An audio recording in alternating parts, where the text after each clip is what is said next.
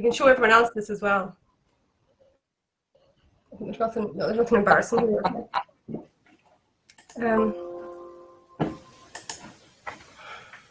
All right. We are live. That went live quicker than expected that time. Hello.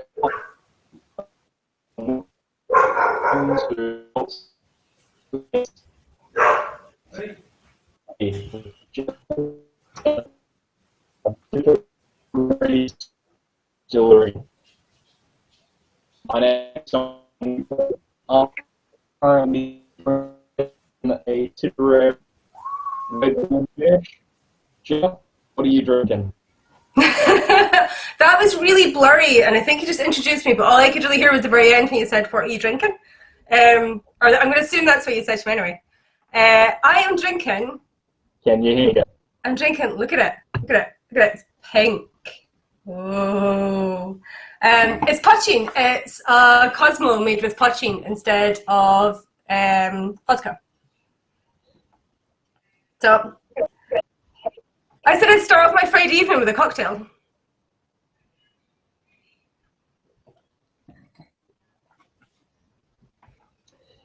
Hey, what poaching? What poaching? I'm finding it really hard to hear you. What poaching do you have in there?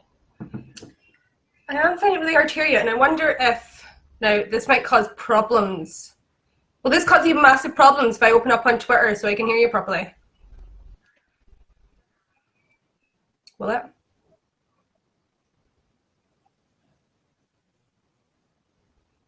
If we'll get feedback. That's what I was thinking. Well, I'll try stopping my video. Oh. I'll try stopping my video. Oh, Can you hear me any better now? Yeah. Yeah, I can. That's fine. No one needs to see my face. They just need to see yours and yeah. So. But it's weird. You might have to run it like this, unfortunately. Well, at least I can hear you this time.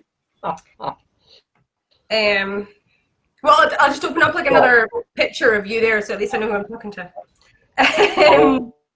We'll come back in every now and then, in between questions.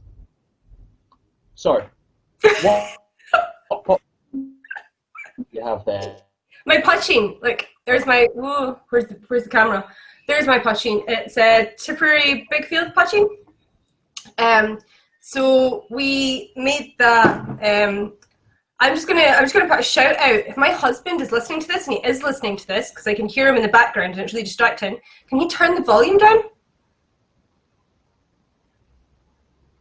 Thank you very much.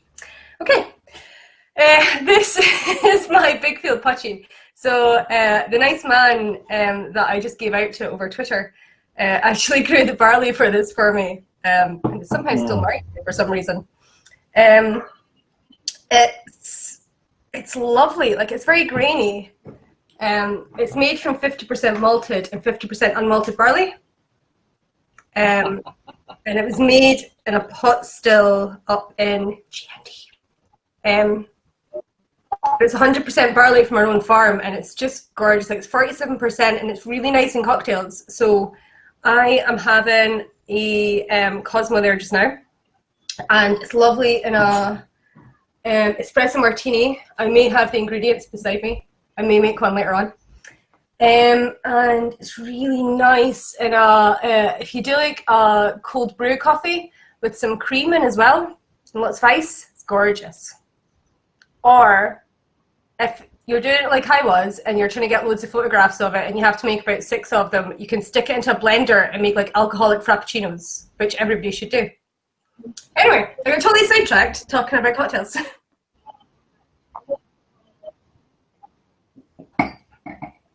Everyone wants to talk about whiskey, yeah? They don't want to talk about my cocktails.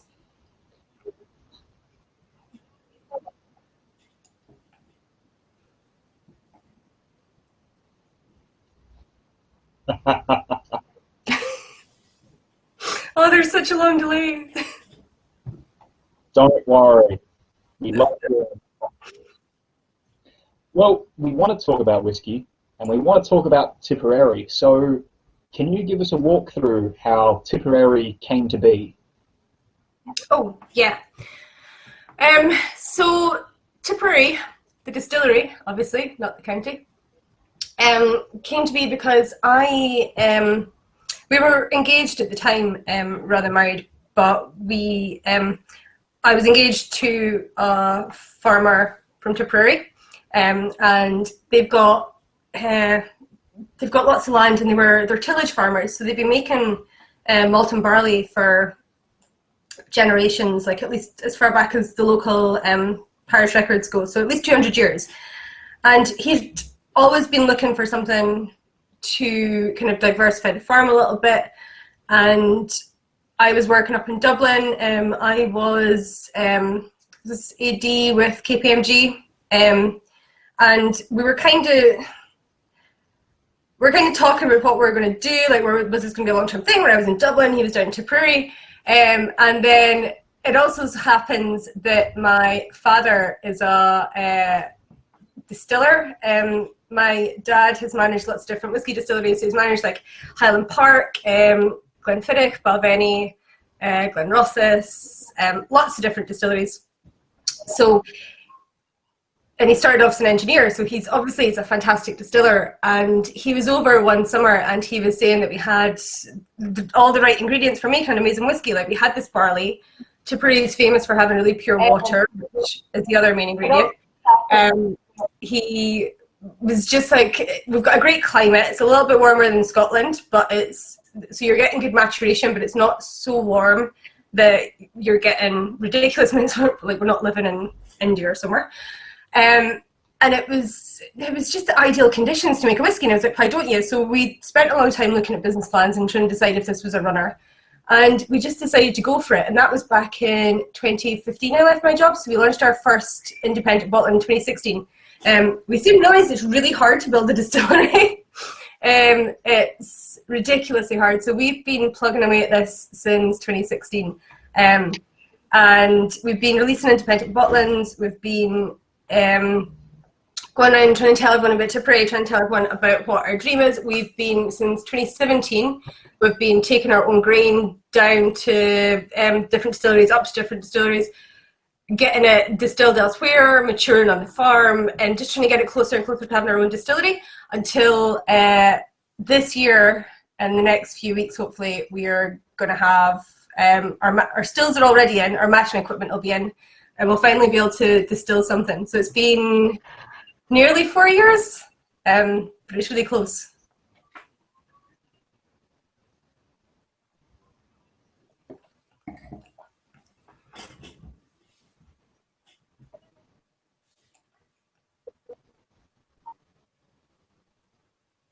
I know there's a massive delay, so I'm taking a big long sip of my drink while I wait for a response.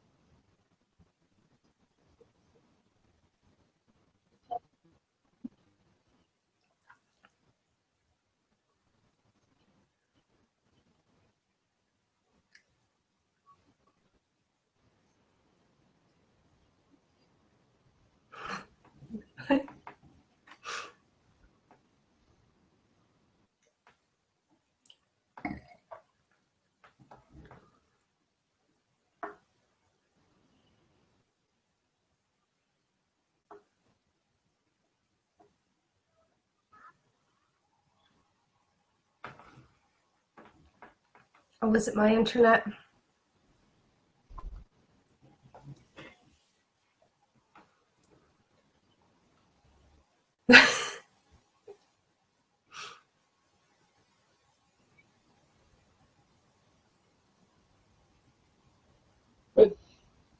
even though it's been 4 years.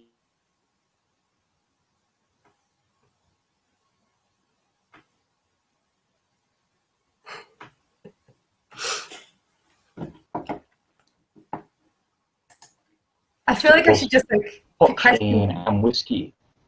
What's the secret behind that? Is that where you're sourcing from? Is that the cask you've managed to get?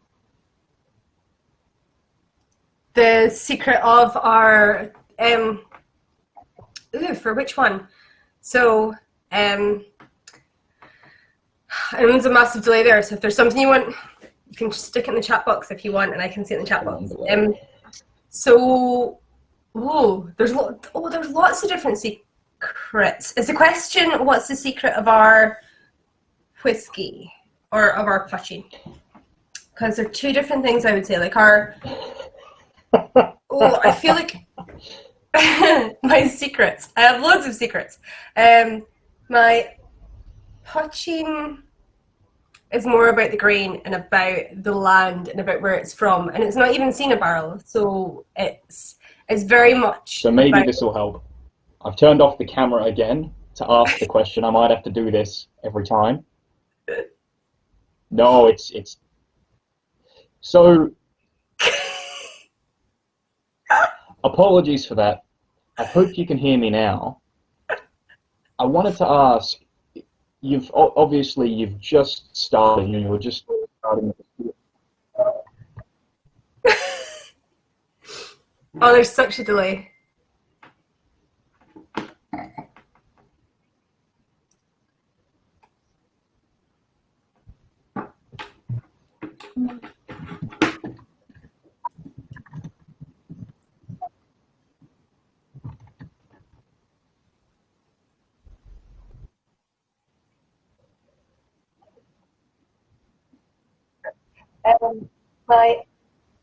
Listen.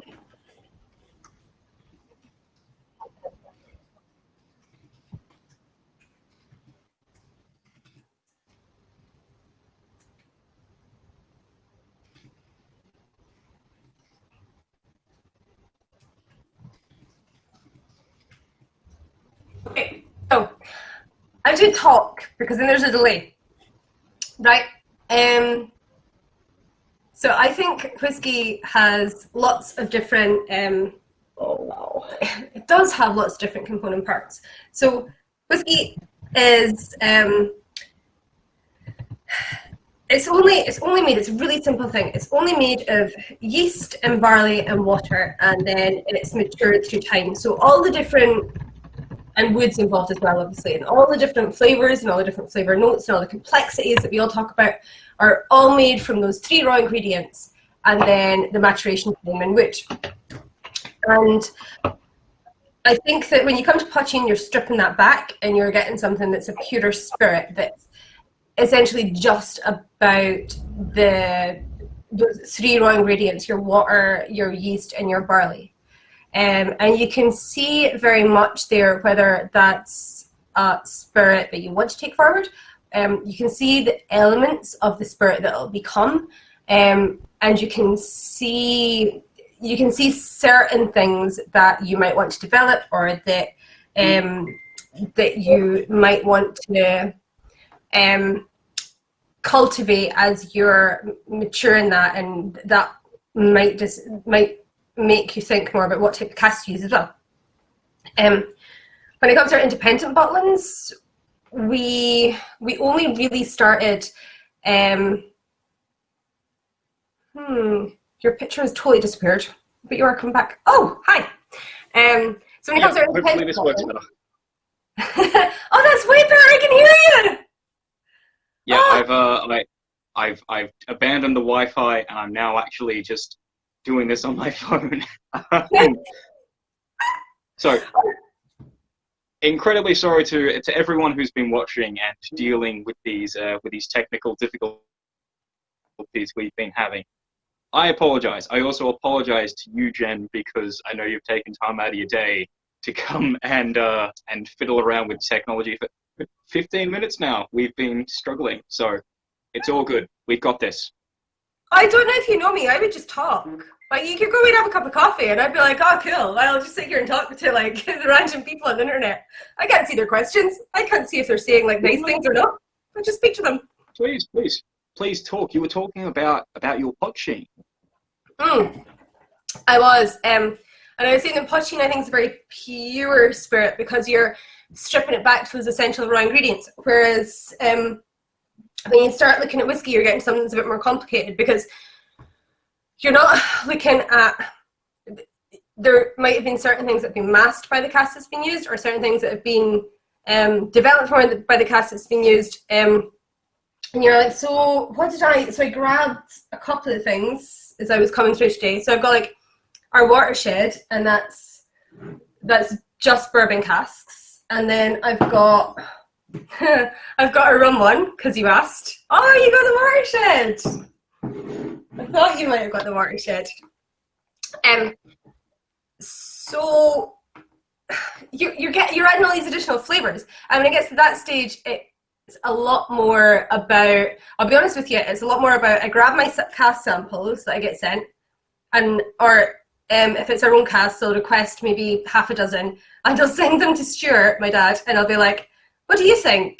And he comes back because he's very much into making sure that we have a lot of buy-in, and that that I believe in what we're taking forward, and he's very much into educating me, and he goes, well, what do you think? And I sit there and I give my opinion, and he's like, well, yeah, but also these things. And I'm like, oh, okay.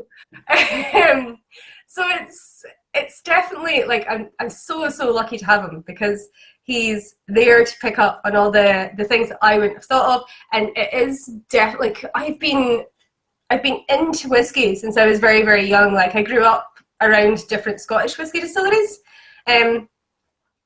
But when you actually work in the industry and you're looking for certain things when you go to release a cask, he's absolutely invaluable to have, because he has different ideas in his head about what might work for some market, or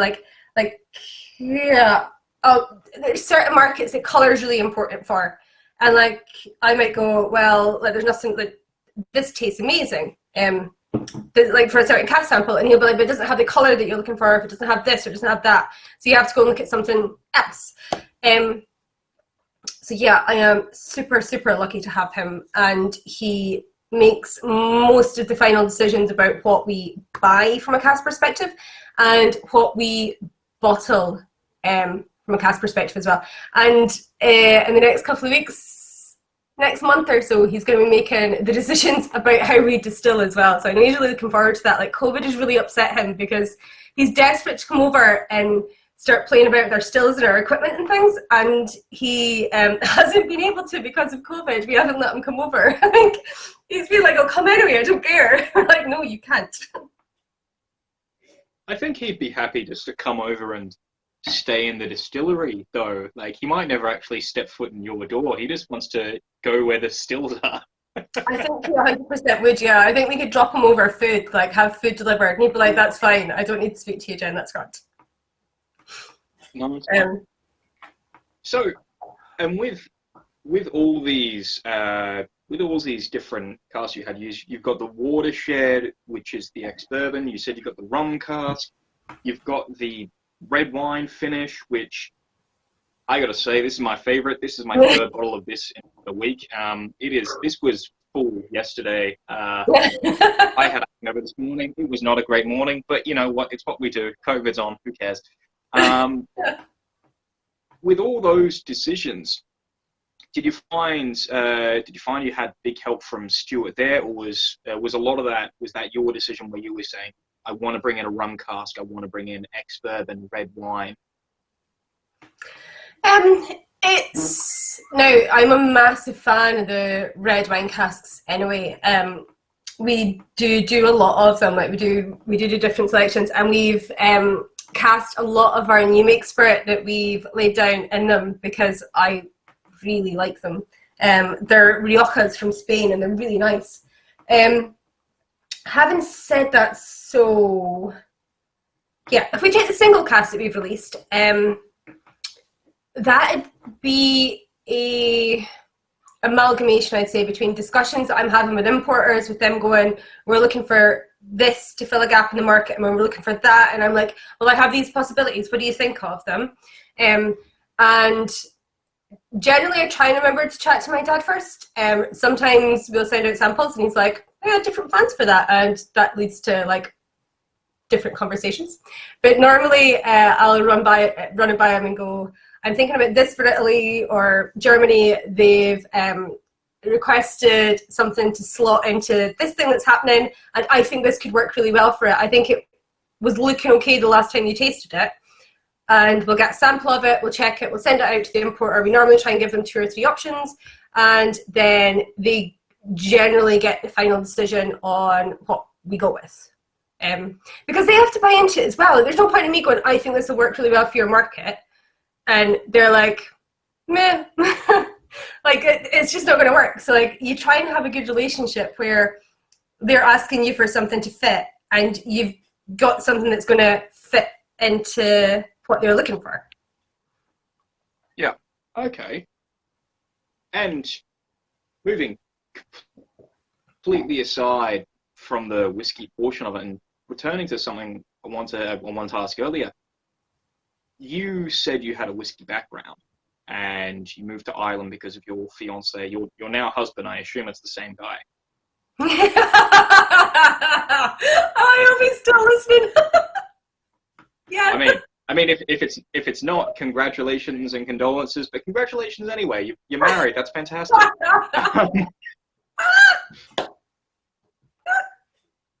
I feel like I either a small point or a bad one.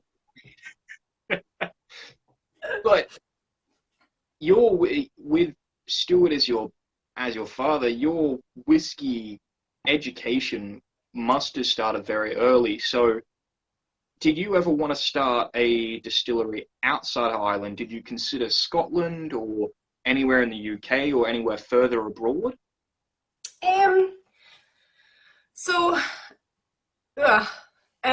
Yeah, my whiskey education started pretty young. My mum used to push me out she hates when I tell this story. She used to push me out in the pram when they were like open up the warehouses, and I would stop crying, and the like smell of alcohol would knock me out. So, like, my whiskey education started early. And then I ended up, I didn't go straight into whiskey when I was living in Scotland. I messed about, did a couple of courses at uni, finally finished one, and then moved to Ireland to work in finance. And at that point, because my dad had moved around so much beside different distilleries, I'd lived in 9 houses by the time I was 18, and I'd lived in Edinburgh for 8 years or 7 years or something. It felt like a really long time. I just needed to get out of the country and move again. So I moved to Ireland, and then I met my husband. And then I was like, and he was a farmer. And so I was like, I'm going to be stuck in the same place. So I had to do something to make that interesting. So yeah, would I build a distillery elsewhere? I'd love to. Do you know what? Like, if I won the lottery in the morning, if I won a couple of million quid in the lottery in the morning, a couple of million. If I won the Euro Millions and I had like hundreds of millions, I'd build a distillery in Scotland. I'd probably build one in Islay, or the Highlands or Islands, because I love peated whiskey, and like, yeah, I'd love to build the distillery there. And I'd build one somewhere really hot as well, so that like I could travel around between the 3, and I could go on my holidays to somewhere really hot. So like Tasmania or Australia, I think, are like, that's a yeah. Oh yeah, I forgot you were Australian.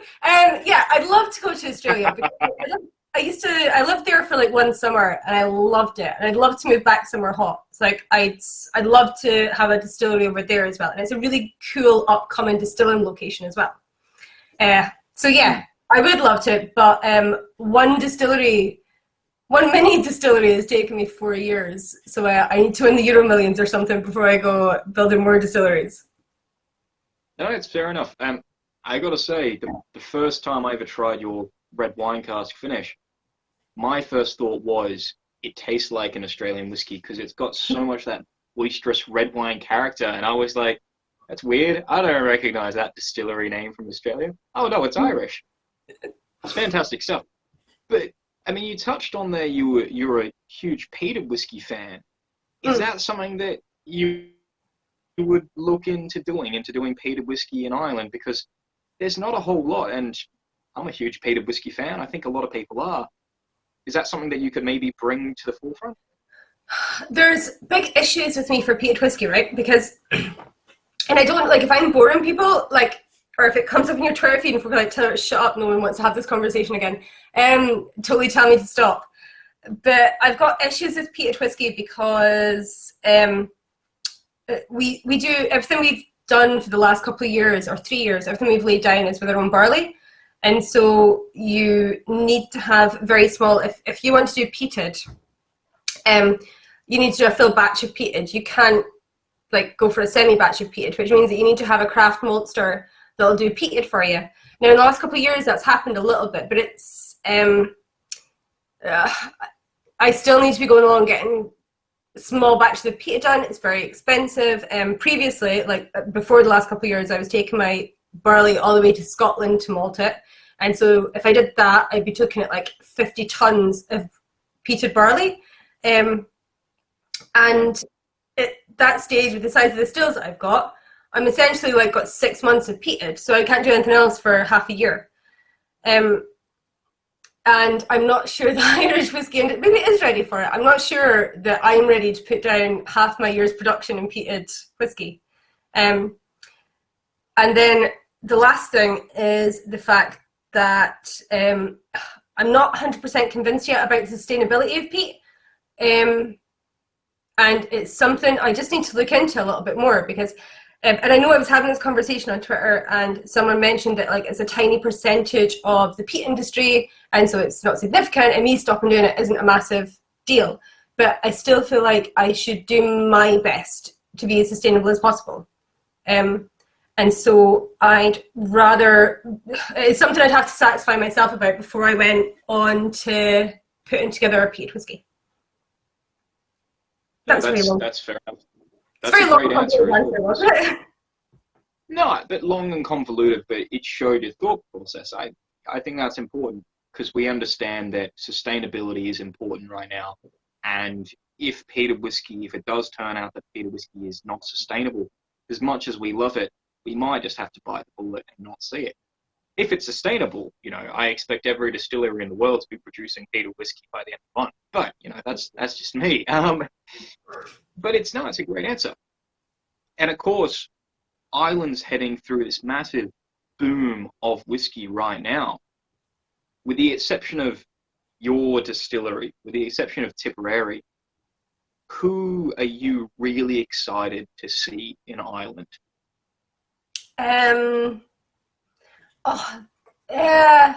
Right, the obvious answers, and they're 100% true, are Waterford. I signed up for my pilgrimage bottle. I'm like, where is it in the post, lads? Hurry up, I need to taste this.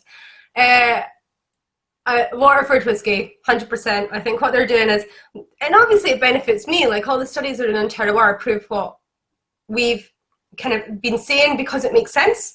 But they've got the money to put behind it to create, to back that up with science and to go out to universities and have that, have the universities prove that terroir does exist and that barley does make a difference. Then after that, Ballykeefe, because they're a single farm estate as well, and I really want to taste their single farm estate compared to our own barley stuff. And then JJ Corrie, because like Louise does amazing stuff, like her bonded warehouse and the different casks and everything. And I will hands up say I'm not a blended whiskey fan. Absolutely not. Was a total snob about single malt, maybe single pot still, total snob about it. And then I tasted Louise's blended stuff and I was like, it's nice, really nice. So I've had to roll back. I've had to roll back a couple of times over the last couple of years because like Robin Robinson got me onto grain whiskey, single grain as well, and had me taste hedonism, and I was like, I really like that as well. And now we've released a single grain, so like I'm having to take away all these preconceptions I had and go, okay, there's other good whiskies out there. So yeah, those are my three. Those would be my top three, I think, for the next couple of years. I mean, I really love it. I think those are all great answers. And I guess I want to move on from that and kind of expand it a bit to Ireland's going through the whiskey boom. The world's going through a whiskey boom. Are there any countries or any producers around the world that you've discovered a long time ago or recently that you can't wait to see what's coming next? Oh,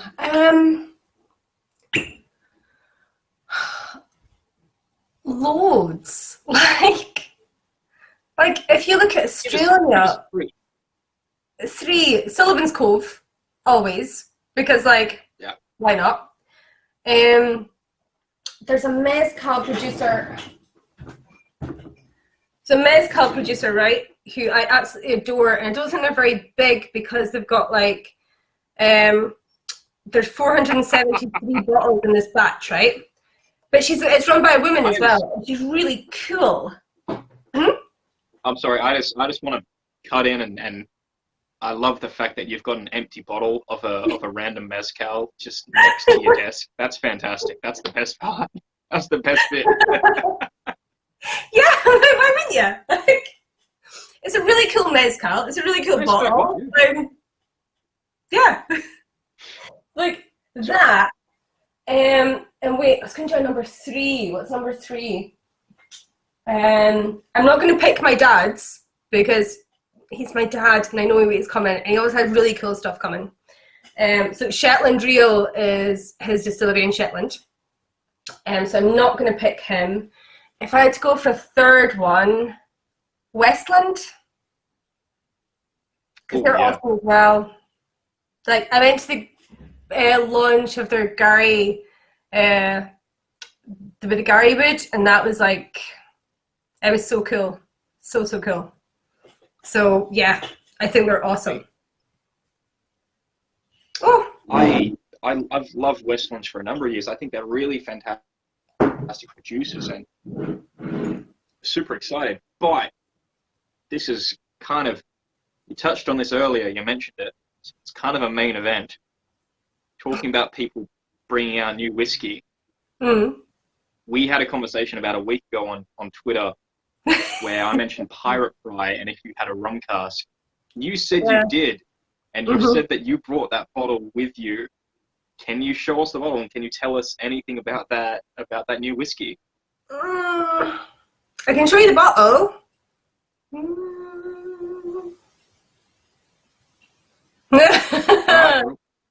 Or I can see Tipperary rum cask. That's good enough. There. Okay.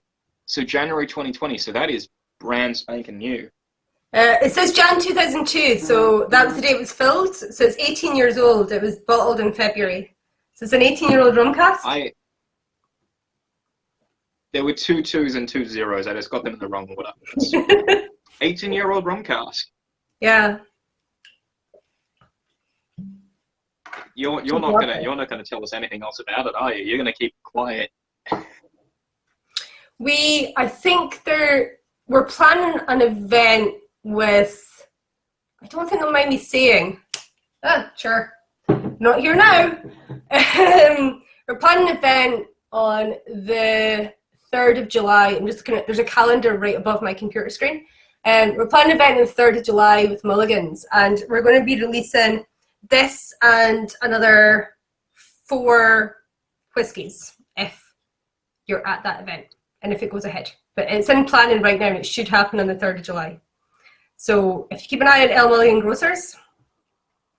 Well, to everyone on Monday, I actually moved over from Dublin to England. I'm no longer in Ireland. But to everyone who is watching, July 3rd, you heard it here first. Michael, don't get annoyed if you have planned to keep this a secret. Really sorry, Michael. If you were going to back out, Michael, don't worry. No. I'm sure he'd be grand. But the rum plus 4 others, and what I would be correct in saying they're 4 different cask variants and expressions. Yeah, they're 5 different single casks. One is a red wine. I think I can say that. One's a rum. There's a few that are very old. There's one that's something we've never done before. They're all independent bottlings. They're not our own barley, so they're all a bit older. But yeah, I think it's going to be really fun. I mean, I'm not gonna guess on a live broadcast what they are, but I'm gonna rewatch this, and I'm gonna write down everything I think they might be, and I'll send it to you privately. And if I'm right on any of them, just I don't know, tell me an anagram of Tipperary or something. Like, we can work it out like that. But it sounds fantastic. It sounds so exciting. And yeah, we've done. Yes. I'll be honest, we weren't going to do it, right? They were intended. We'd bottled a load of them for Italy, and then they were intended that as we released our own barley whiskey turning 3 years old, we were going to divide these up between different markets and go in with this and our own barley whiskey. So we had like some really exciting stuff to offer. And then COVID-19 came along, and we were like, well, we won't be going into new markets. What will we do? And we're like, why are we hanging around? Like, let's have some fun online with people. Let's chat to them. We can do a tasting of these, and it'll be really good fun. Like, why not do that? No, it's a great idea. I should point out, by the way, speaking of El Mulligans, we have the fantastic Stuart Quayle, who is Michael's right-hand man, is currently watching. And I'm not sure, he did comment, and he just commented with, yes, we are. I'm not entirely sure what that was in reference to. I don't know if that means that they're happy for us to say something, if he's annoyed, if they're still going ahead. But Stuart, it's great to see you. It's great to see you tuning in. And there we go. Oh, he's just commented one word after that. He's just said watching. So they are watching. Oh, well, I'm so sorry, guys. See, this is why it's Friday. I'm giddy anyway. I'm like, it's the end of the week. I should not be allowed to go on the internet at the end of the week and chat to people. Like, I could say anything. Don't worry. No. I'm sure it's all fine. He's just said that they're watching. There's nothing sinister about that one word in a sentence. Oh dear. Oh well. Never mind. Oh. And I'm trying to get internet sorted out so that next month we can do recordings from the distillery. Like, obviously when everything's shut off, I'm not planning on going into an ATEX area with like all my equipment and stuff. Like, I'm trying to get stuff set up so that I can go and do recordings. And I'm like, this is the worst idea ever. Like, I'm going to be going into a distillery, like sitting there drinking away doing recordings. I could do absolutely anything. I wouldn't trust me at all. Well, don't worry. He's actually just commented, and he said, "It's fine. It has been launched, so we know we're all good." You want to talk about that though? I've been having problems on my connection recently, and I thought to solve it, I thought the best thing to do is I've had the same laptop for 5 years or so. So I'll buy a new laptop. So I bought a new laptop and a new webcam and everything. It's not that, it's actually just my Wi-Fi. So still, I have a new laptop, so that's something good. That's this month's whiskey budget has been slashed for that, but whatever. I've got some of the Tipperary. That's all I care about. How much money did you spend on like a new laptop and everything, and how much money would have been better spent on your new internet? Okay, I'll be completely honest. The laptop has cost me less than my last 4 whiskey purchases, and I'm not talking singles. Like I'll order a box of I'll order 6 or 8 different whiskeys at once to just have a bunch of stuff there, so I've got a selection. That that's once every month or once every couple of weeks I'll order that. The laptop is less than any of my whiskey orders. But still on my mind, I think the laptop comes out of the whiskey budget. I don't have a laptop budget, I've got a whiskey budget. That says a lot about me. You obviously didn't go down the MacBook Pro route though. You were obviously like, I'm buying a standard laptop. And I say this as someone who literally has a laptop in front of her that came from China. And like, I get my error messages in Chinese, but like, it's fine, it works. It's brilliant. I mean, here we go. I couldn't trade the laptop I bought for a Middleton Very Rare from 3 years ago. That's how cheap this laptop is. No. I can't It's worth less than that, so it's not worth very much at all. Still. Anyway, what I did want to ask... We'll move on from that. That's a weird conversation. What I did want to ask was, with all these single cast expressions that you've got coming out, what is the one, if you could tell us, you don't have to tell us, but if you can, what is the one cask that you have always wanted to put some whiskey in? If you could choose any cask in the world to finish or mature a whiskey, what are you choosing? I have it. I have 2 casks in my maturation warehouse right now, and they're both ex-40-year-olds Glenglassaugh. So my dad bottled 2 40-year-old Glenglassaugh casks, and I say I stole them. Like, it was hardly like I stole them. He got them shipped over to me, and we filled them in Numic. So those are my 2 favourites. And I've not filled them yet, but I've got some octaves that he sent me over. But those are my 2 favourites now, the 2 big Glenglassaughs.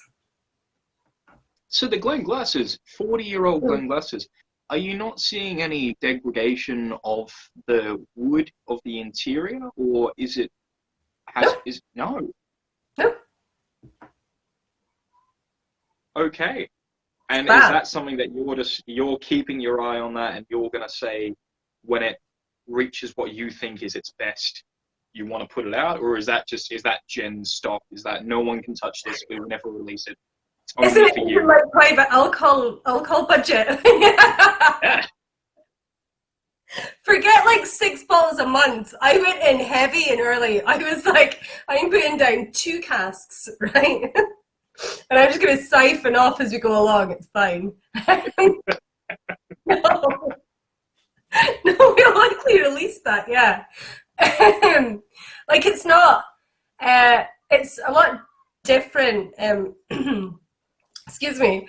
It's not like you're not going into Middleton and going, oh, there's 2 casks over there that someone has to keep an eye on. Like, literally, our warehouse has about 100 casks in it right now. And 100 sounds like a big number, right? But it's not. Like, you walk in and our warehouse is... our warehouse is like a shed by the house. You walk in and there's nothing stacked up. It only takes up about 1/3 of the floor area. There's space between each row of casks, so you can walk up and down them. I know the ones, it sounds like I'm talking, this sounds ridiculous, right? But I know the ones that have small leaks in them, not big enough that we've refilled them, but that you can see where there's some seepage coming through the wood and stuff. They're not the Glenglassaugh ones, actually. But I know those ones, and I know to keep an eye on them. And you end up knowing them all. And this sounds stupid, like, because how do you know a cask? But we've got so few of them, and when you pop in and out, you see stuff happening with them, and you're like, okay, I need to keep an eye on that, I need to keep an eye on that. Like you go into massive warehouses, and everything's palletized, and everything's stacked all the way up. And you can't keep an eye on an individual cask, whereas in our warehouse, like, you literally see it all, and so you're like, oh, that's happening with that one, like, that one can't go on its side because the top bung wasn't put in properly. That one can go on its side. Like, they're like the dogs or something. Like, I know they're individual characters, and I'm like, oh, I need to, like, that one needs a bit of extra care, that one needs a bit of extra love. But I understand what you mean in the big maturation warehouses and the huge distilleries where you've got thousands, tens of thousands of barrels. You lose the individual touch, and it sounds corny, but you lose the individual touch with every single cask. And when you walk through, as you say, you would know every single cask, and you're knowing what they're doing, what the day is being like, how they're feeling. I know that sounds really weird, but you do know all of them, and you can, as you say, they're a dog. You know how to treat them, and there's something to be said for that. Right? That's a skill that I think has been lost on a lot of people. But it's very, like, it's silly, but like our warehouse is not well insulated, and so it's a very hot day. There's a few of mine that suffer a little bit in the heat, and so like you'll see like they're having more evaporation. You'll see they're having more evaporation if you walk up the warehouse. Like you can see it coming off them. And like, so it is like, you know, each and every individual one of them. And I'm not saying that we need to go back to that, right? Because it's not possible in a massive venture. And when we get bigger, we won't be able to do that, right? Hopefully when we expand and we grow, and hopefully we'll have people working for us and I won't be doing it all myself. I won't know each and every individual one the same way I do now. But right now I don't worry about stuff like having a couple of 40-year-old casks, because I'm in and out there and I'm looking at them and I know that they're doing fine. Whereas I might feel differently if I had a much bigger maturation warehouse and I was relying on information from someone else coming back to me about that. No, that's fair enough. No, that makes complete sense. I completely understand that. And you completely understand my desire to not always want to have to do absolutely everything. Well, I mean, a couple of people have chimed in. Dennis, Irish Talking, fantastic guy in the Netherlands, by the way. I've got to introduce you at some point in time. Has said you've got no chance of getting a cask for 30 years. Dennis, if you don't know, Dennis is... I'm pretty sure Dennis is Dutch. Feel free to correct me, mate. But he is one of the loudest voices in advocating for Irish whiskey in the Netherlands, and I don't know if I've ever given him any of your stuff, but he's fantastic. So if you're in the Netherlands, meet up with Dennis. He'll show you all the great places, and he'll make sure that everyone in the Netherlands knows the name Tipperary and knows the name Jennifer, and knows as Roma DC, I believe his name is Jeff, has said the names of your casks. I am also sure that you've named them. I've got a few pet favourites. I genuinely actually have pet favourites. Look, everyone's got their favourites. As long as we all get to taste your favourite cask someday. And the big thing there as well, you're director of Tipperary. How has your role changed pre-COVID and now in the middle and hopefully heading post-COVID? How has your role changed? How do your days differ? How do my days differ? So I worked a lot from home anyway, so that didn't really change that much. I've probably done less traveling, less sales. I've done a few more of these, and I hope that more online talking continues, because I've done a couple in the US, I've done some abroad, and I think it's a brilliant way to go to tune into what people are talking about in different countries. So like, we talked about Australia earlier, and like it's unlikely that I'll be able to fly to Australia every year to go to Australian whiskey conferences or hear Australian distillers talk. But I'd like to be able to tune in online and listen to some of them talk that way, and I hope this continues. So that's changed for me a little bit. Like, I don't think I would have been doing this normally on a Friday. I think the kind of online thing has really gone up a lot. And I think that's brilliant, because like, we'd be going off to Dublin to do tastings on Fridays and Saturdays, And that's brilliant if you're living in Dublin. It's brilliant if you've got the opportunity to take a weekend off and go and spend the night in Dublin. But it makes it way more available. Like as well as going on a couple to talk, I've had a couple at home and watched how other people are doing them. And it's made it more available to me because I can do it from my home. I don't have to like book a hotel in Dublin. I don't have to organise a whole weekend away. I don't have to put my dogs into kennels. I don't have to put the casts into kennels. They're not my dogs like that much. But I don't have to organise a full weekend to go away to do a whiskey event. And I do hope that comes out of COVID well. It has slowed. We were meant to have our mashing equipment in May, and it's hopefully coming next week. So that slowed down, and like our orders, sure, everyone knows like our orders have dried up, and there's no point in moaning about it. It's the same for everyone. Online sales have done well, but like international stuff is died, and like I just don't see the point in complaining about it though. Like it has been the same for everyone. It's a global pandemic, and you might as well just suck it up and get on with it.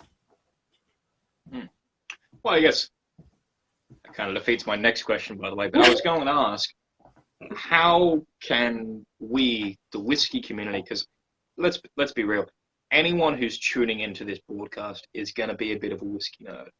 They're going to like it, they're going to love it, and they're going to want to buy it. So how can we support producers at this time? How can we support Tipperary?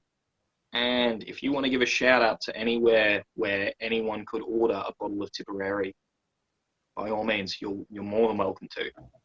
That's the way you support it though. You buy it. So like, if you buy our stuff, you're supporting us. And I hate being the person that goes, the big guys are going to come out of this okay, but they are like, and it's the smaller producers. So like, and I know myself, and I've been making an effort to go out and to buy local and to try and like once a week I go down to food market. Yeah, I've been going down to food market and buy my local stuff. So make an effort to like, even like, fair enough, buy your favorite whiskies, but if you can and if you can afford it, and I know that a lot of people are strapped for cash right now, but if you can afford it, like stick a smaller producer in your basket when you go to buy. It doesn't even have to be Tipperary. Just pick a smaller producer and stick that in your basket, maybe instead of one of the normal brands that you get. And I know it might be a little bit more expensive, but you're supporting a smaller Irish business. So, so you gave me an opportunity to tell you where you could buy Tipperary, and I completely blew that off. And no, buy us at El Mulligan Grocers, which I mentioned. Buy us at Master Malt. Buy us at Celtic Whiskey. Buy us, hopefully in the next few weeks or so, at Irish Malts. And Cooper's Off Licensing Care is our local one down the road. So if you're in Tipperary, get to Cooper's. There you go. That's fine. And I have, before we head on to the quiz and the anagrams, I have one super important question. Oh, no, you'll do grand, don't worry. I have one super important question. Okay. The red wine cask finish, the Rioja finish, is this going to continue? Or do I have to savor what's in here for months on end? Are we going to see any more? Can you tell us? They're single casks, so I didn't bring one through. They're single casks, so they're always essentially limited. So if you really love one, you should make sure you have an extra bottle of that one. They are limited, yeah. Like, we won't have them forever. Like, our business plan runs... oh, what am I giving away? Our business plan runs maybe 20 years, right? It's a massive long business plan, and we are looking at our stock levels for that period of time. We're not looking at running red wine cask for that period of time. We're not looking at running it for half that period of time. Our own whiskey will be coming through, but if you really like those finished in the Riojas, I'd say you've got maybe 3 years left of them, and then they'll be gone. Well, I mean, I know a lot of guys. I'm very happy to hear that I can drink it for a few years. I know that Stuart from El Mulligan Whiskey Shop has recently said it's all his. He loves the stuff. I know that Omar from That's Dram Good was demanding to know where I bought my previous bottle of this last week. Right. It's good to know. But, we can completely respect that as a distillery, you want to continue to experiment, continue to innovate. Oh, wait. Does yours say UK exclusive on the bottom? I should point out, the previous bottle I had, I bought when I was in Ireland. This one is the UK exclusive. This was also the last bottle from Master of Malts, so I don't know if I will be able to buy... I doubt I'll be able to buy this particular one again. I think Master Malt have one more case, and I think that's the end of it. So if you like the Master Malt one, I think that's the last case of that one. And now is my time to disappoint all of the Irish viewers when I say that Master of Malt is not currently shipping to Ireland. I know. But to all the UK viewers, you should definitely buy it. It's fantastic. It's so good. Stuart, I'm so sorry. Do though, I know and I feel bad disappointing someone every time I do this, but I'm like, it isn't hurting what we do, and to be honest with you, we're always going to be going for our own barley stuff. So eventually, all of this is going to stop, and it'll all be our own barley stuff. So, sorry everyone. Yeah, it's all kind of on the journey to being farm to bottle. And so all of this is always going to be limited edition. But we can understand that because you are looking to be farm to bottle, and everyone here completely respects it.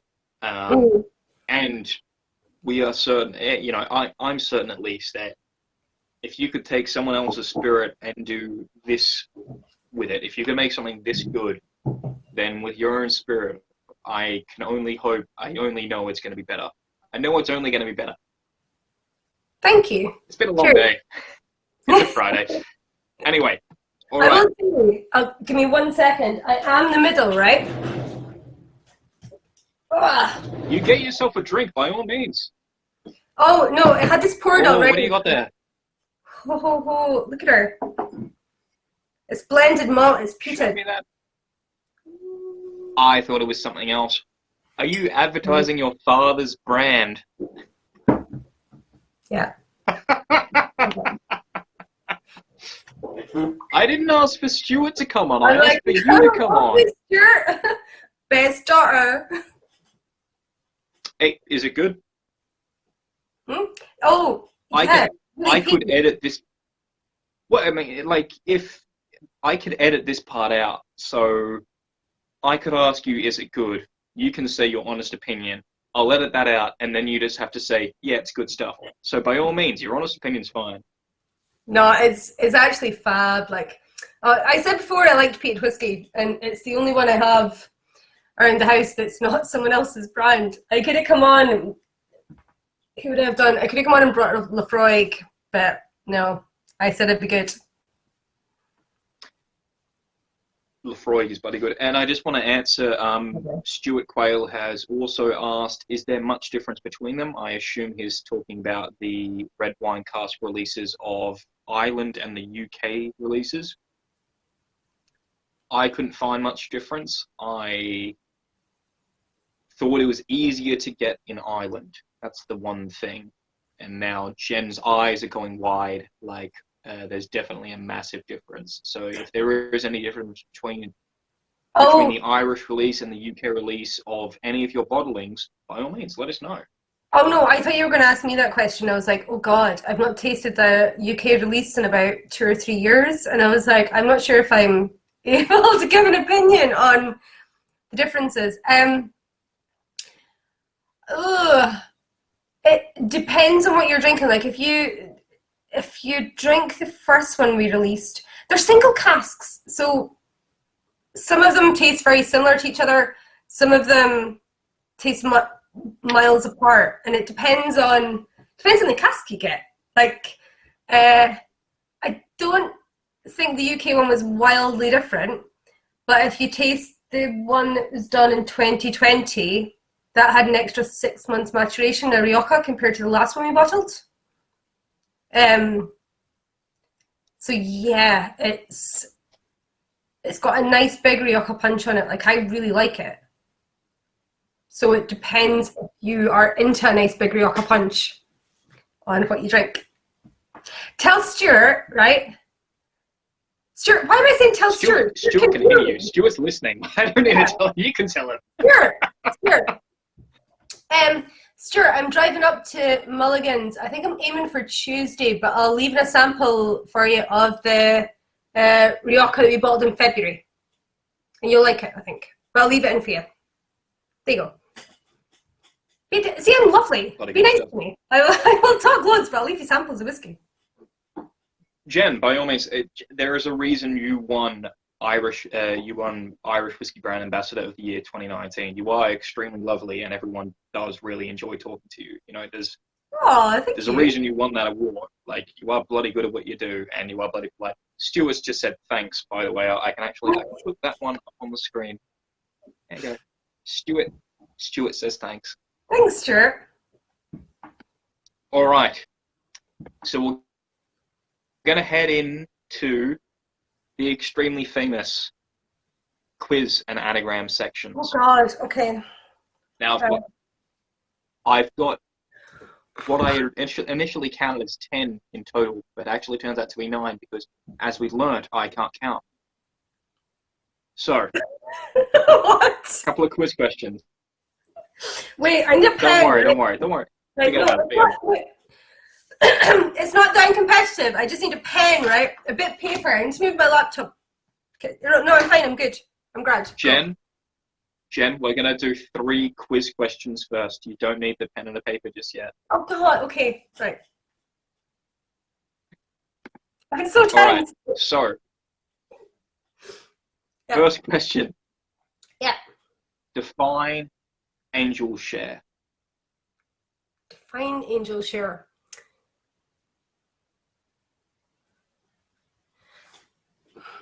The evaporation in whatever percentage, whether it be alcohol or water, of liquid from a cask during the period of maturation. You went into that so scientific. That's perfect. Yeah. I don't have set answers for the... It depends where you are. No. But you define that really well, and angel share is something that people consistently misunderstand and don't know about. So your definition, what you've got there, we could take that soundbite, and every time someone says, "What's angel share?" I can just play them that soundbite. Bam, that's your definition. That's angel share. Now, let's talk about the inverse. And can you define devil's cut? Can I define the devil's cut? Not as scientifically. The part that you don't want to drink because it's not good for you or slightly poisonous. That's not scientific. I don't like that definition. But where does the devil's cut go? Oh, because I thought the devil's cut was like the faints, and now I'm like, oh, maybe it's not. Oh dear. No. Okay, no. I want to hear about that because I've heard devil's cut described as something different. But if this is a different definition of devil's cut, I would love to hear about it. So by all means, tell us about the faint devil's cut. No, I'm okay. No, I'm worried I'm wrong now. And now I'm like, okay. I want to get pulled off. Oh no. I'll get slapped on the wrist. You are not going to get... like, oh, we let her go on the internet on a Friday. No, you are not going to get pulled off. We'll let her go on the You're internet. not getting told off. I will. Again. Okay. So what I was always told was the devil's cut was the portion of spirit that soaks into the wood and stays in the cask as the contents is bottled. So Oh, you have really? angel share, which is I've never heard that. because that's what I was. But that's what I was told. But if you were told that Devil's Cut is the faints, Oh, I just that assumed. makes more Because I sense was to me. like, because I was like, well, it's the devil's cut, and like it's a bit that's like not good for you, so you bing. So like, I've never heard about it being a bit. I've never heard that described as a devil's cut. Well, the main reason I know that is because, do you know RTDs, ready to drink? Yeah. Yeah. So they're massive. They're massive in Australia. So if you Well, walk they're into huge a bottle shop in Australia, rather. Yeah. so you will have like Jack Daniels and Co, Jim Beam and Co, Johnny Walker and Co in cans, and Johnny Walker released. No, not Johnny Walker. Jim Beam released Jim Beam Devil's Cut and Coke, and it was high percentage Jim Beam mixed with Coke. So I think the cans were around 7 or 8% mixed with Coke or something. And it always said Devil's Cut, and it always said on it, the angel share is what evaporates and the angels take, but the Devil's Cut is what the cask takes and the cask keeps. And I've read about it since, and it's always said, yeah, the Devil's Cut is in reference to the liquid retention that's within the cask itself. Really? But you have a much better understanding of this than I do. So if you're saying that there's a faint cut, that would make more sense to me as well, because Devil's Cut, it's poisonous if you drink it. If you cut your faints wrong, it is going to hurt you. So that, to me, that sounds like a better answer. I was guessing, so it's not the right answer. Oh, okay. It's the wrong answer. So it's the wrong answer. I've never heard it. Yeah, I've never heard it. You went into it. But I thought. But you went into it confidently enough that I was thinking, yeah, she knows what she's talking about. Oh, but the justification behind my wrong answer I thought was very good. Yes. Yes. Yes, it was. I can justify my incorrect answer very, very well. No, that's true.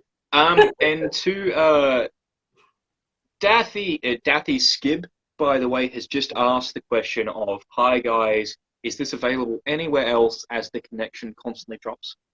Firstly, Daffy, sorry if I pronounce your name wrong. Sorry about the connection. And thirdly, yes, this will be available on Twitter and Facebook, and it will go onto YouTube at some point in time. I can't tell you when because, well, I'm lazy. But yeah, once this is all over and the broadcast has ended, it will go on to all those different platforms. So you will be able to watch this as a replay. So we can watch this and we can go, we got those things wrong. Yeah, all of them. My answer is Daffy. And I'm being told by multiple people that you're coming through perfectly clear. It's my connection that's bad. And yeah, I do apologize for that. All right. So, third quiz question.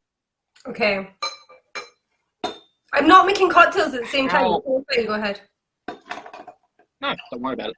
How old is the oldest bottle of Irish whiskey ever bottled?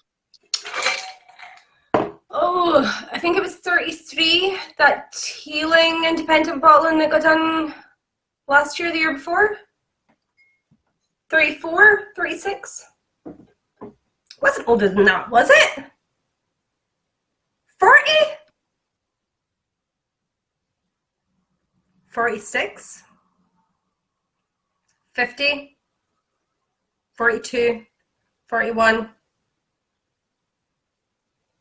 42? 45? 45. He bottled that! So this is Middleton's. I was sure you would have seen. I thought you would have drunk this. I had a bunch of questions asked about this because I thought they would have given me some. This is Middleton's. I don't know. I can't recall the name of it, but it's Middleton from this year, from 2020 until 2025. Have they released those? Yeah, they're releasing. Yeah. Yeah, it's once per year. So this year's release is 45. Next year's will be 46, and the final release will be in 2025, where it'll be a 50-euro bottle. No, I've seen the press releases, and then I flicked to the bit where it tells you about the price, and then I laughed, and then I went, well, yeah, and yeah, no. I have the price written down. Do you know the price of the whiskey? Can you remember it? I think it was €25,000 or something along those lines, like. I had 35,000, so we may have gotten different sources, and they may have been sold on. But oh no, like I didn't get the press release. I saw the press release. I flicked through it. It's like, you're definitely right. Like, I didn't get it. I was like flicking through it, and I was like, huh, that's incredible. I will never ever even taste that, and then walked away. Yeah. Because I honestly thought I was going to ask you that question, and you were going to say, "Yeah, I've had some." I had a whole list of questions about how the liquid. I don't know. I just assume you get these things. No. Why would I get them? I'm not popular. Like, barely even follow me on Facebook. You are popular. No. You are currently the most viewed. You are currently the most viewed live stream that I have had, and you've had the most interaction. Really? Your whiskey and yourself are popular. Yeah, definitely. Oh. Don't look at how many views it's got, because I don't get a lot of views, but you are. Oh my God. So No. Roma DC. Jeff from the States, by the way, has just chimed in and has said that Middleton we're talking about is $39,999.99 plus a 6% tax in Michigan over in the States. Jeff, you guys really need to start rounding up or down. Just call it 40 grand. Like, that's, I don't even know how many euros that is. 40,000 USD. What is that, 36,000? Well, I'm like, it's half a copper still, is it? A third of a copper still. But that's what you're doing to me. Like, no, I've not tasted it because I need to build a distillery. Like, how many of them? Oh, exactly. There you go. For 3 of these bottles, you could buy a still. Yeah. That is what this is. Like, for 10 of those, Boutique Dave,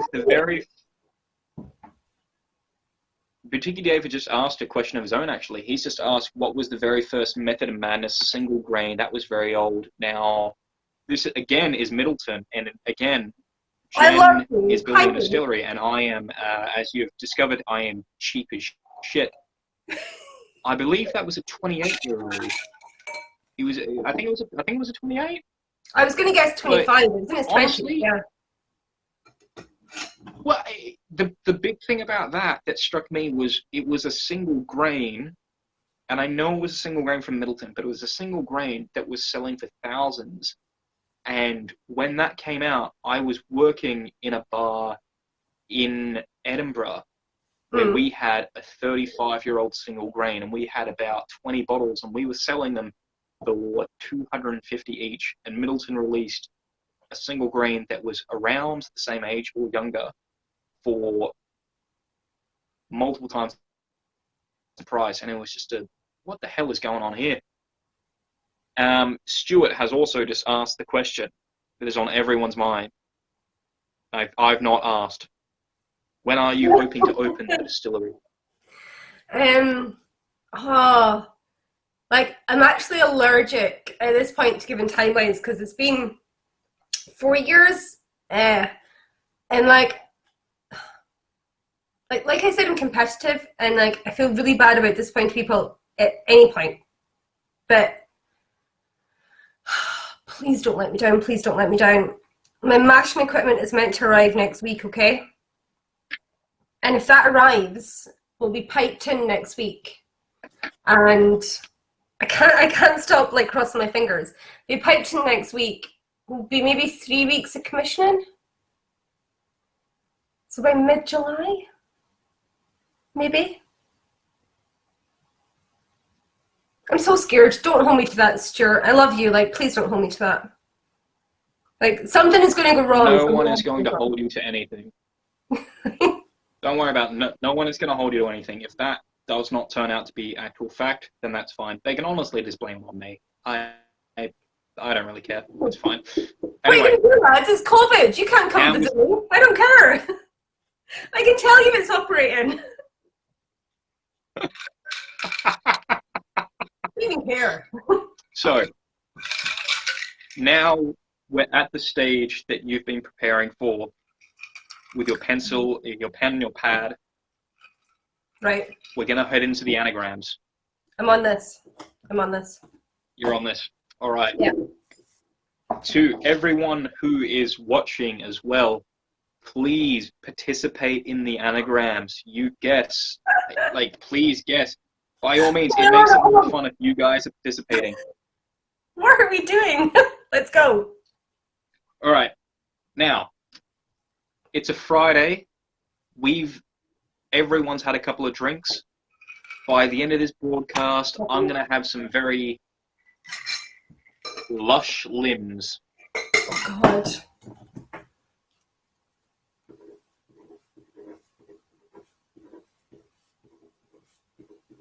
Lush limbs.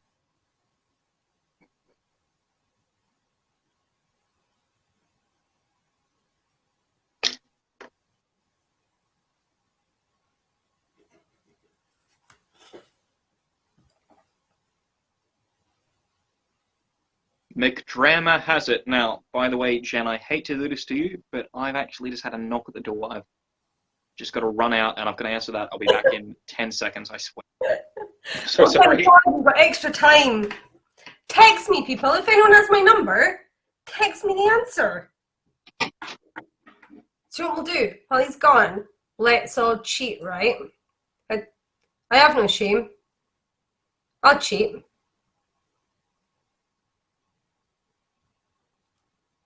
Come on, lads.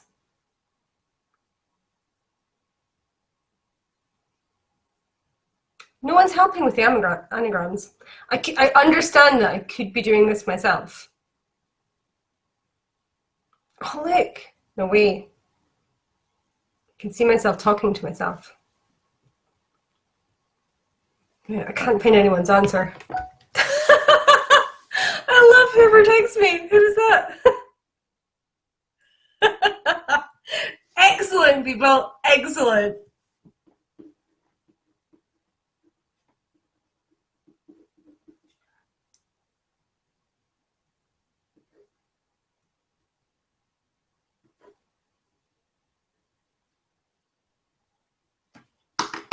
Brilliant. Right, if we can keep on going with this for the next one, guys, okay?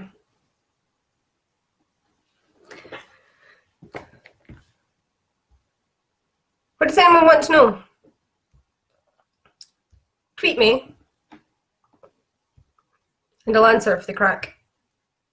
Sure, I'm doing nothing else. I'm here. You're here. Send me a message. What we talk about. All right.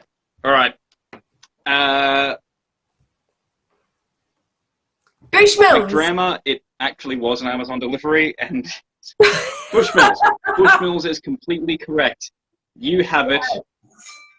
McDrama has it. Roma DC has it. Charlie has it. Dave has it. Daffy Skib has it. You guys aced that one.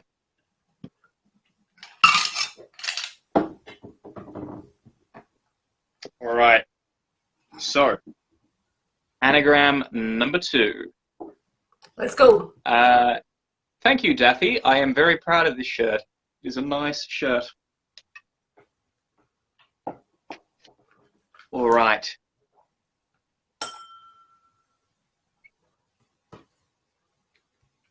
Now,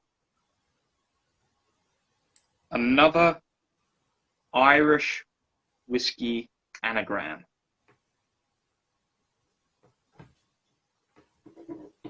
Flat corn. The anagram is flat corn.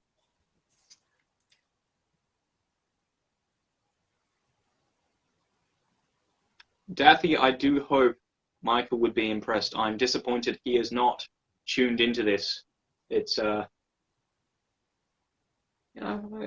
wore this shirt for him, thinking he would be here, and he's not, and I am depressed now.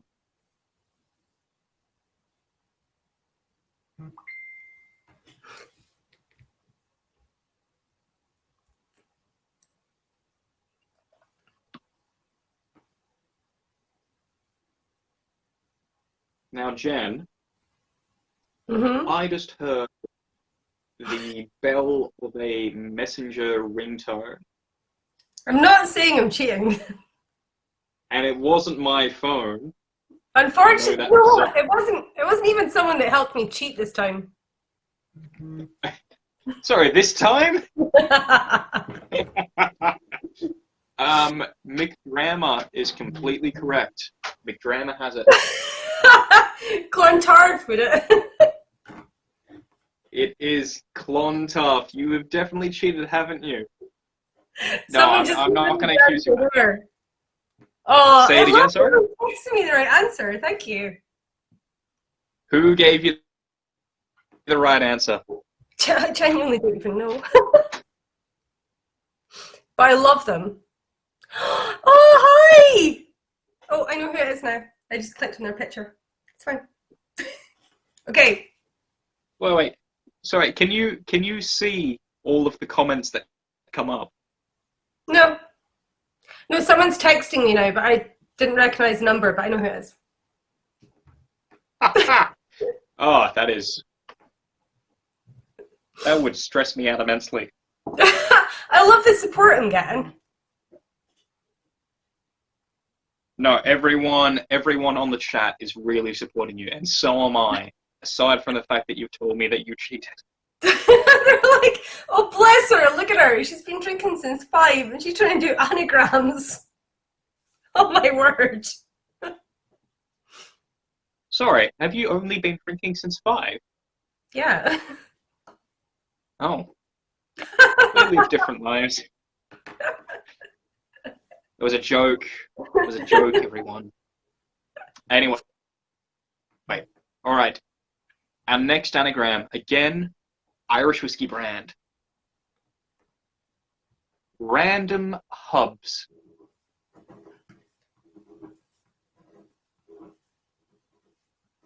Ooh. The further back I go, the more space I have. That's something I should have figured out. Random hubs. Random hubs. Oh, by the way, Dave, Charlie, Soren, everyone from the Whiskey Circus, it's fantastic to see you on here. Great to see you.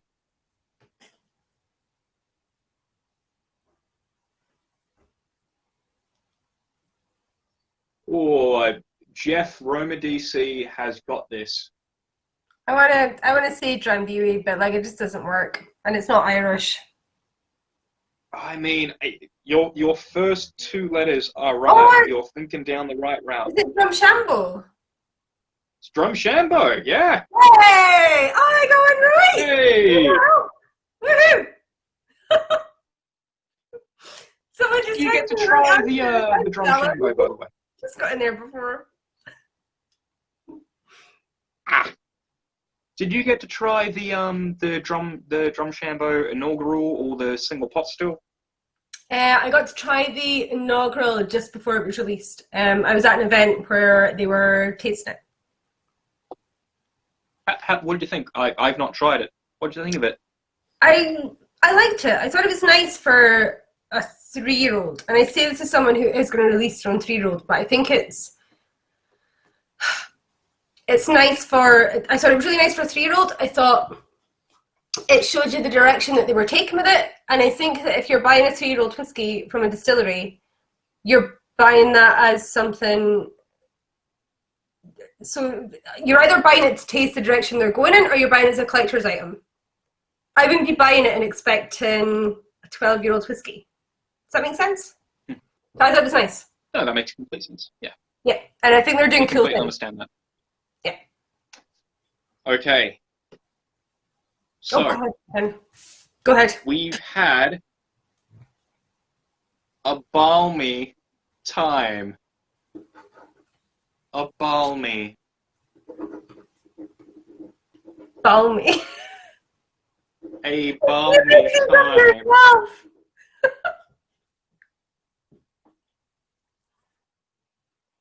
Do you make these up yourself? Yeah, actually. I get very drunk and I make anagrams. Charlie, Jeff, you guys both have it.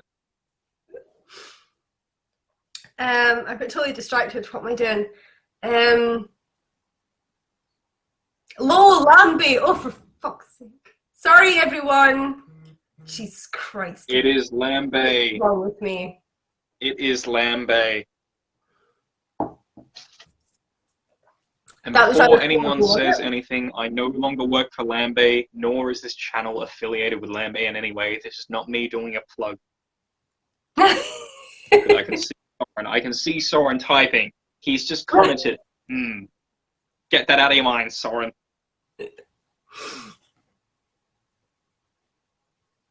I don't know whether I should go No, for I them. do these. I do these myself.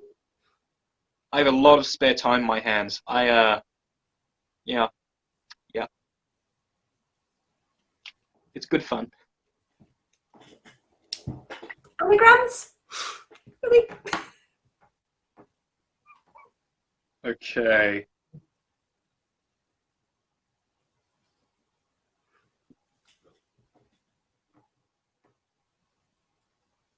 I feel like you're making this up on the So- spot. Oh my god, this could be a hard one.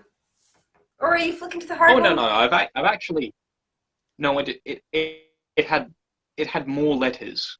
It's not necessarily hard Oh god. because there's some double consonants in here. That's a good clue. But it's every teenage boy's favorite thing. It's a lewd emulator.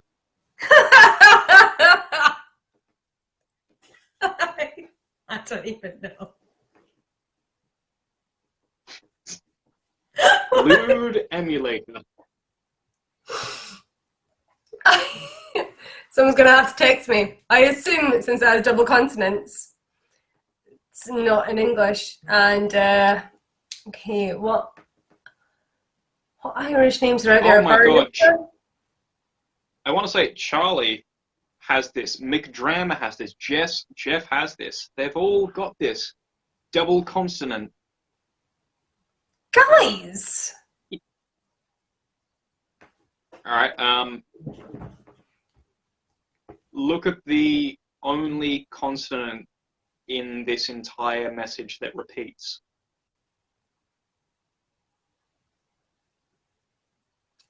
I know. Oh, really? Can you hear him? He's like, it's Tullamore Dew. For goodness sake. Can he come in for a second? Is there any chance of him coming in just for a moment, just for like 10 seconds, 5 seconds, like? Liam? Liam?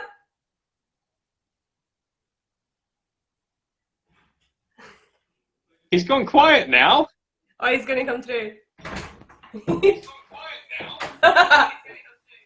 Are you gonna get feedback? Just silent. Oh my word, the whole family's coming like. There we go. How are we doing? There's a little bit of a delay.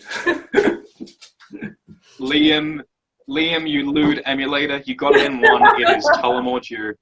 It's correct, isn't it? Yeah. Nice to meet you, mate. Comments. I'm honest.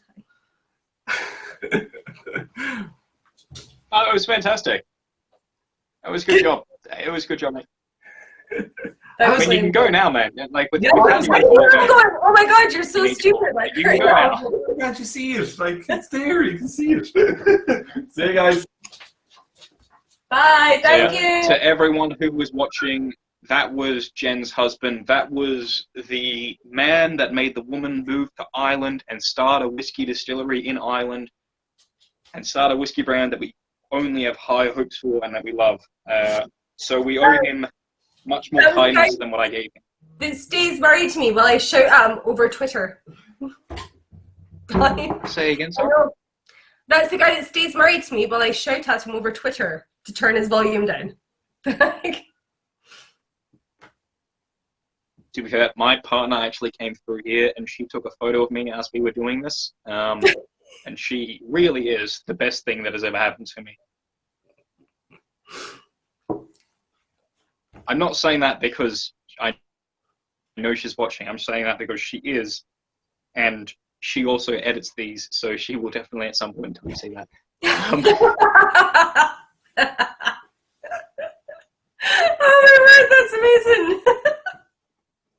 No, it's fantastic. It's like honestly, it's brilliant. She loves whiskey. She gets to taste everything I try, and she also edits all of my work. Well, most of my work. You can tell what has been edited by her, what not. Yeah. Do you know what I mean? It's super interesting. Like I taste stuff, and like I've tasted for work, and like all the rest of it, and you come out with all these taste notes, and then you give it to someone that doesn't drink. Like Liam doesn't drink nearly as much as I do. That makes me sound like an alcoholic. Anyway, he doesn't drink as much as I do, and I'll be like, "Oh, taste this for me. What do you think about it?" And he comes out with some stuff that like I never have come up with myself, and I find that really intriguing and really valuable. To be honest with you, like having someone there that's a little bit outside of it, and I can just randomly throw something and go, "What do you get out of this?" Like, I think it's amazing. No, but I love that. I brought my partner on for a few different articles I've written, reviews I've written, and it's Some Whiskey Bloke and Some Whiskey Lass, and we have both our tasting notes. And every time we do it, I always look at hers and I think she's got such a better palate than I do. It's great to see someone else's thoughts because I'm Australian. She's English. There's a very, very different upbringing there. So the difference in what we had as children and our tasting notes is huge. I think it's fantastic. But do you not get right? Okay, I won't. I know I've already been an hour and a half, right? So I won't keep on going. But like, I find it really, really fascinating because it's all about chemistry, and I'm in the middle of doing and most of your taste is smell, a lot of it smell. And I'm in the middle of doing a 6-month course. I'm just at the end of it on my dogs and teaching them to scent things, and it's all about chemicals. And so it's not like, although people call it subjective, it's not really subjective. Like, it is an objective thing that there's these chemicals that cause these different sensations in your brain. But we find it so much harder to describe than things like colour. And I find it so interesting that we find it so hard to describe scent and taste compared to the way we describe colour. And that it seems so subjective for people. Like, we don't really have proper words to describe things other than comparing them to other things. In the same way that we have words for colour. And I find it really interesting the way that we're so variable. And then you get to your tasting notes, and people almost, and I am going off on a total tangent because I'm going to get this rant out before like we have to cut off. But like, people almost like feel the need to do tasting notes and come up with random things that that's totally esoteric and people can't relate to. And I'm like, that's not, like, if I'm doing a taste note, I want somebody to be able to recognize it and go, those are tastes or smells or things that I actually like and I want to taste again, or I recognize and know how to relate to it, rather than some esoteric random thing. I really dislike that sort of thing that's come into taste note now, where people are like, oh, it's like rubber tires. Or not. But do you know how I was trying to, like, we're all going on Twitter earlier on about like a squirrel that's been drowned in Oloroso, or like the Christmas unicorn horns or something. Like, I hate that. And I'm like, I want to know what it tastes like without being completely baffled by like your random tasting notes. Anyway, that's my massive rant on like taste and smell and how it's actually a chemical thing and it should be objective, but it's not objective. But that's completely fair. I mean, all right, so I will start this by saying that as far as tasting notes go, I tend to have quite colourful tasting notes. Oh no, sorry. No. Oh, dear. But I also spend a lot of time with the whiskey, and also I had a really, really different childhood. So whenever I smell things like, well, Cooley is a prime example. Cooley, Springbank, any of those kind of things that had that plasticky scent, to me, they remind me of moldy dynamite. What? Because, no, because my parents were both miners, Okay. and we spent a lot of time in mining sites. And when miners get drunk, they raid locker rooms to get dynamite and blow shit up. Of course they do. Yeah. And okay. often they would forget sticks of dynamite when it rained. That dynamite would go moldy, and there's a certain scent of mold and cordite that is exactly that. And when I know certain things, I can get that nose. So it is, that is the best way of me describing it, is moldy dynamite, because it's rain, it's cordite that's been soaked with rain. But see, that's fair. On the other hand, I do. But on the other hand, I recognise that does make me sound like a complete prat when I say, "Oh yeah, it smells like moldy dynamite." You definitely want to have that. But when other people say, "Oh, it tastes like caviar," I've never eaten fucking caviar. I don't know what that shit tastes like. It's fish eggs. I assume it tastes like fish. So I assume this whiskey tastes like tuna. But it's a different thing. I think there's, like, you can't, because this is something I've also been really interested about. You can't be completely objective in tasting notes. Every single person has a different childhood experience. You're Scottish. You're now making whiskey in Ireland. I'm Australian. I've lived in about 6 different countries. Currently in England. We had immensely different upbringing. So when we taste something, on top levels, we will agree, yeah, this tastes like fruit. Then maybe a second level down, yeah, it tastes like something citrus. But you might say orange, I might say passion fruit, and then we get deeper and deeper. Tasting notes are a really weird thing, and I don't know. I'm kind of ranting as well. I'm definitely ranting as well. But I think it could be interesting to read base level tasting notes where you only say, yeah, it tastes of citrus and flowers and sugar. And then you move on to, then you move down, like in your second set of tasting notes, that's where you get really nerdy and you really go for the deep shit. I don't know. Yeah, like, do you think everyone should do, like, then top level tasting notes where I'm like, oh, there's the vanilla and the chocolate, so that someone can pick it up and go, yeah, I'm looking for a sherry bomb, so I'm looking for these big cherry notes. I'm looking for, like, do you know what I mean? Like, all the kind of big basic stuff, and then you can go, well, then you can go mad at the second level. Because see, that's my other thing, though. I don't 100% agree with you that it's subjective. I think our descriptions are subjective because we don't have the right words. I do think that smell should be an objective thing, because and this is totally because I watch my dogs doing scent work, right? My dogs can walk into a room and tell you where there's a sliver of rubber Kong like that size hidden under a box on the other side of the room. So smell for them is objective. So I can agree with that, though. We just don't have the word. Smell for them is objective. But all right, do you watch QI out of curiosity? Yeah. So they had a great chat on there once about how when you look at a picture of something, you either know what it is or you don't know what it is. Because your memory goes, yeah, it's that. But when you smell something, you don't have that same pathway. You smell so many more things than you see, but maybe because of that, it takes so much longer. You would never smell grass and say, oh, that smells like an elephant or a tennis racket. You know it smells like grass. So you keep grasping at that. You might not But when you see something, so the difference between sight and the difference between olfactory is incredible. And I would agree that, yeah, I do think we need to get to objective tasting notes, but I don't think that we're at a point now that we can do it purely because those olfactory memories that we have that make our tasting notes tend to be from our early childhood. Olfactory in humans is linked incredibly to memory, and that memory tends to come from early childhood development.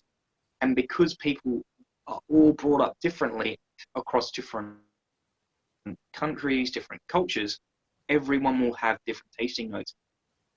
I don't think it could be objective. I think it should be, but I don't think it can be.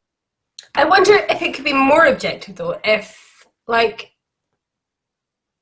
people, and like, I'm not Jim Murray, so, but maybe someone with his level of tasting is more objective, maybe, than someone with mine. And maybe the more and more you smell things and you create those strong pathways, the more objective you become. That's a really interesting way of thinking about it. I hadn't thought about that. But that's, in order to expand that, you have to consistently go out of your comfort zone to smell new things, to try new things. And I do enjoy Jim Murray, but at the same point in time, I don't want to go down the road of Jim Murray. I'm a little bit like, maybe we shouldn't. Maybe that was bad. Let's just. We're just gonna not talk about that. I don't know. I think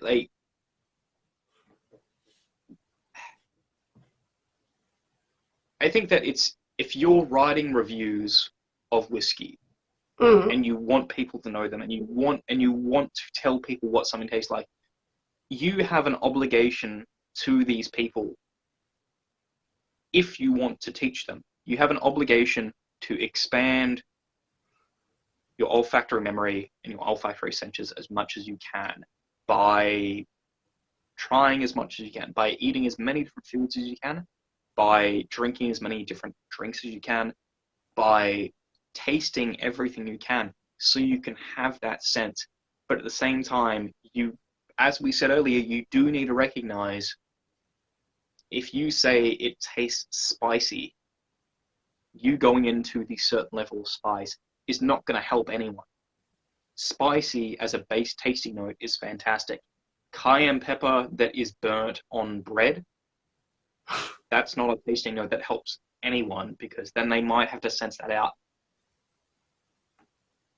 See, I would be okay with cayenne pepper on bread.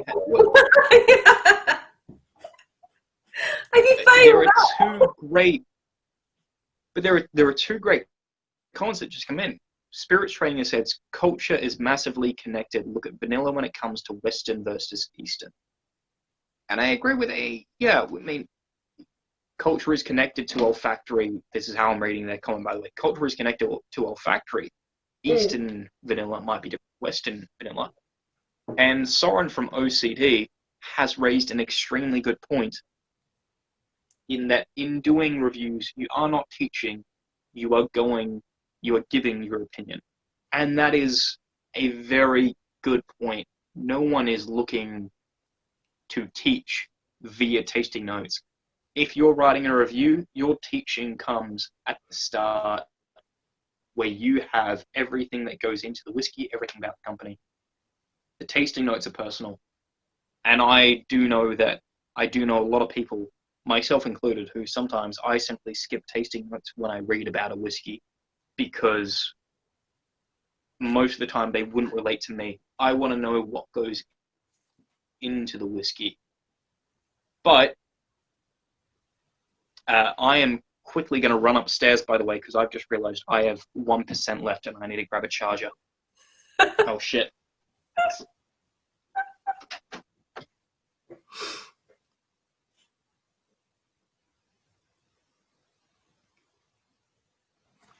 We're literally at 2 hours. What would anyone like to talk about? Apparently loads of people have my numbers. Just text me and I'll chat to you. Thanks so much to Ellen Martin and to Stuart for texting me the answers to the anagrams. That gave me a brilliant laugh. Yeah, I'll check Twitter and just tell me what you want to talk about. Absolutely happy to do that. Would anyone like to talk about something on a Friday? It's Friday. Any more about the distillery? Yeah. So we got our stills in. We actually had our stills delivered ages ago, and then we had to build the building that it came onto. So we did that. And sorry, I'm asking and answering my own questions now. So Stuart asked me any more about the distillery, and I was saying that we got the stills a couple of years ago. We finished building the building this year. We're going through our snag list right now.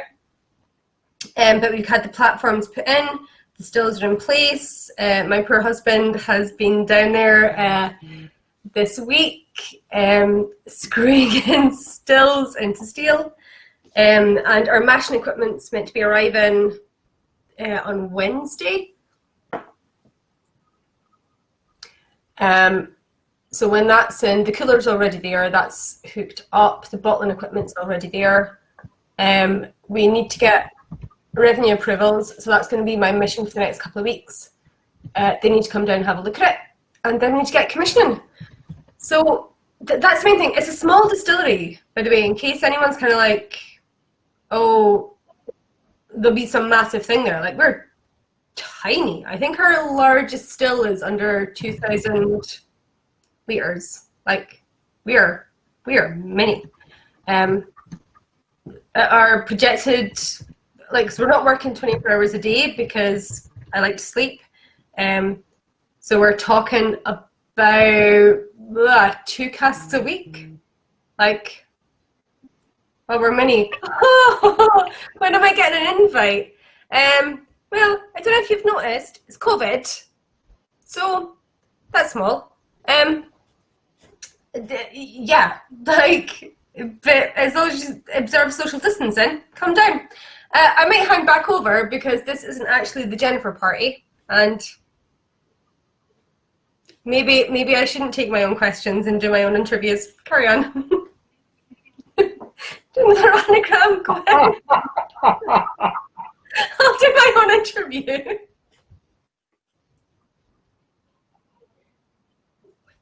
Do not let me come on the show. I am awful. I don't know if... I hope Jennifer can hear me right now. I hope everyone can hear me. We have one more anagram to get onto.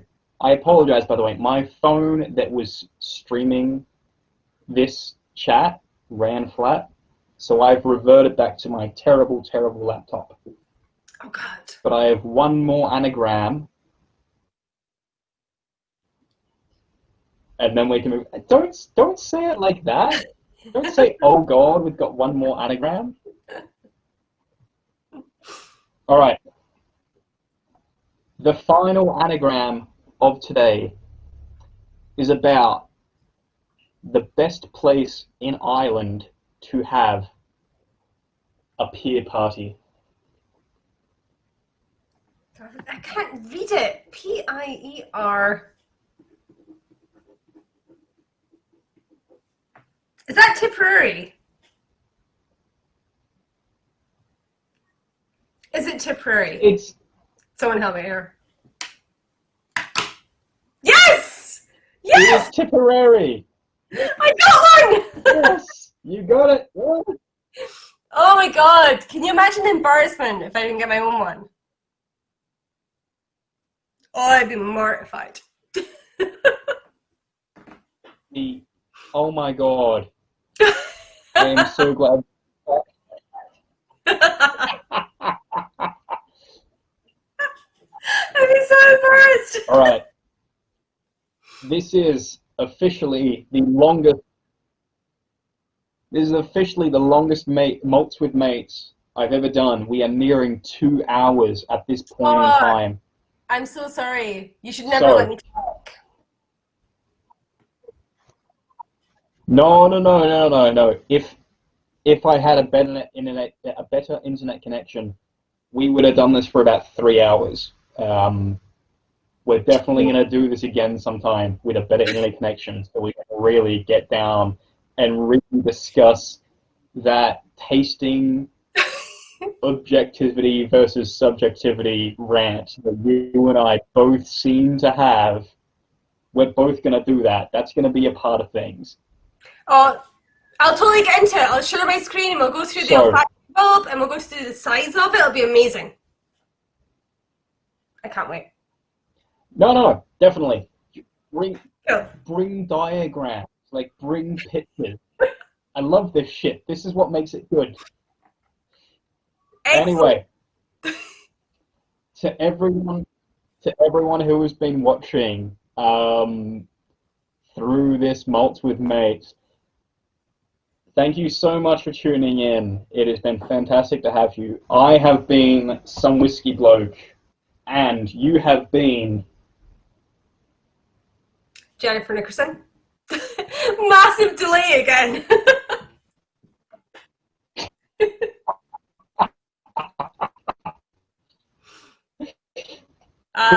Some Whiskey Bloke and Jennifer Nickerson. This has been the Tipperary Malts with Mates. All of you have anything, you can watch this back and you can just, I do not promise that we will let you back. You probably will, I probably. Great to have all of you on. Everyone who watched.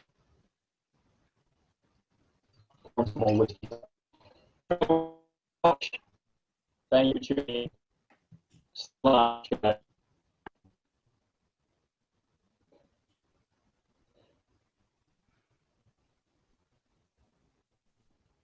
Oh, the podcast is actually going to end for some reason. When I click the button, it doesn't work.